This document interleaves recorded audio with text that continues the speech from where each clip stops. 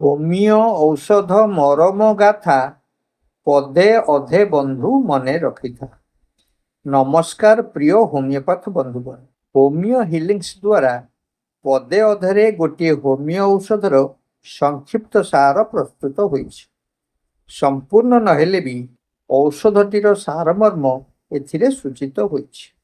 ଏହି ଶୃଙ୍ଖଳାରେ ଆଜି ଆମେ ଜାଣିବା ଆୟୋଡମ୍ ସମ୍ପର୍କରେ।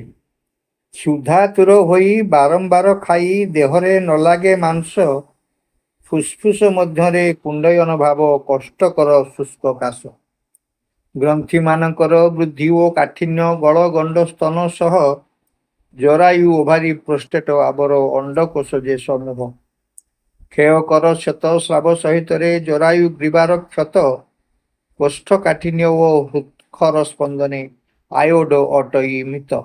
ପୁଣି ଥରେ, କ୍ଷୁଧାତୁର ହୋଇ ବାରମ୍ବାର ଖାଇ ଦେହରେ ନ ଲାଗେ ମାଂସ, ଫୁସ୍ଫୁସ୍ ମଧ୍ୟରେ କୁଣ୍ଡୟନ ଭାବ, କଷ୍ଟକର ଶୁଷ୍କ କାଶ, ଗ୍ରନ୍ଥିମାନଙ୍କର ବୃଦ୍ଧି ଓ କାଠିନ୍ୟ, ଗଳ ଗଣ୍ଡ ସ୍ତନ ସହ ଜରାୟୁ, ଓଭାରି, ପ୍ରୋଷ୍ଟେଟ, ଆବର, ଅଣ୍ଡକୋଷ ଯେ ସମୂହ, କ୍ଷୟ କର କ୍ଷତ, ସ୍ରାବ ସହିତରେ ଜରାୟୁ ଗ୍ରୀବାର କ୍ଷତ, କୋଷ୍ଠକାଠିନ୍ୟ ଓ ହୃତ୍ଖର ସ୍ପନ୍ଦନେ ଆୟୋଡ ଅଟଇ ମିତ।